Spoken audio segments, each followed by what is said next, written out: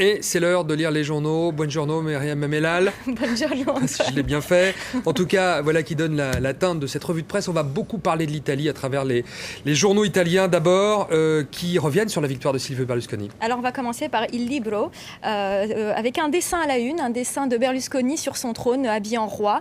Un titre très moqueur. On peut faire, entre parenthèses, la fête. Une façon de se moquer de Veltroni, dont le slogan est « On peut le faire ».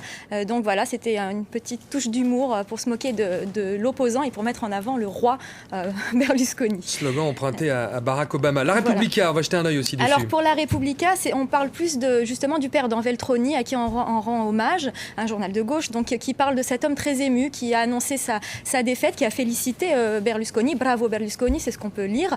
Également, on parle de son inquiétude face à la percée de l'extrême droite qui a fait 8%, la Ligue du Nord qui a fait 8% au niveau national. Donc c'est ce qu'on peut lire dans la Repubblica. Et puis la Stampa. Alors la Stampa, c'est un journal de droite. Parlez avec les mains maintenant quand vous parlez avec les italien. mains.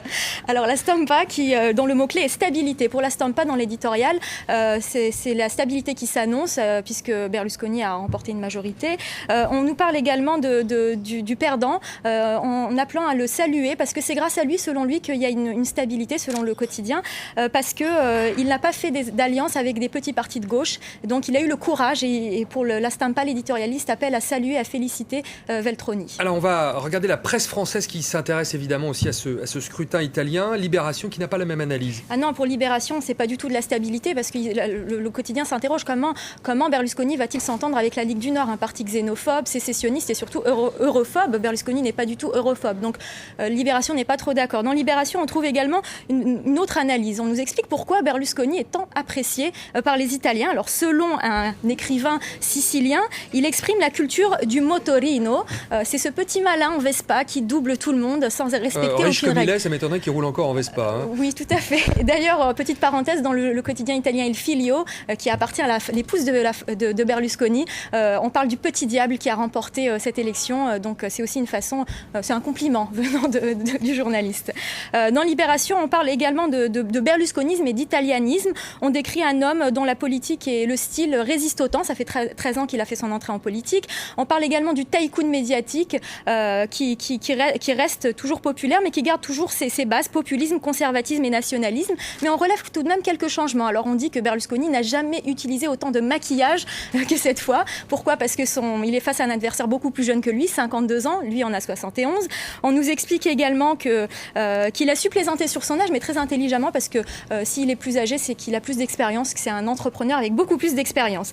Berlusconi, qui se décrit également comme souvent, qui se compare au Christ, cette fois n'a pas parlé de miracle. Il dit qu'il n'a pas de baguette magique, mais il a quand même gagné, et on nous explique qu'il reste parfois contradictoire. Par exemple, pour le cas de Alitalia, c'est un entrepreneur très libéral, mais là, il a quand même endossé le costume du protectionniste, et il veut que Alitalia reste en Italie. Un dossier en suspens, effectivement, avec le rapprochement Air France-KLM. On va changer de sujet. J'en parlais avec Xavier Chemisère, notre chef d'édition.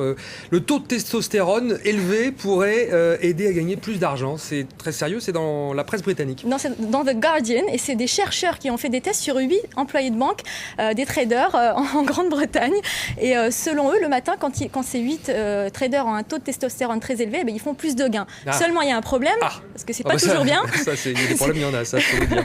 C'est pas toujours bien, car ces mêmes personnes font beaucoup plus de pertes quand il y a un gros coup de panique. Et donc donc le Guardian dit qu'il faut qu'il y ait beaucoup plus de femmes dans le milieu. Voilà, c'est la conclusion. Qui s'en plaindra ?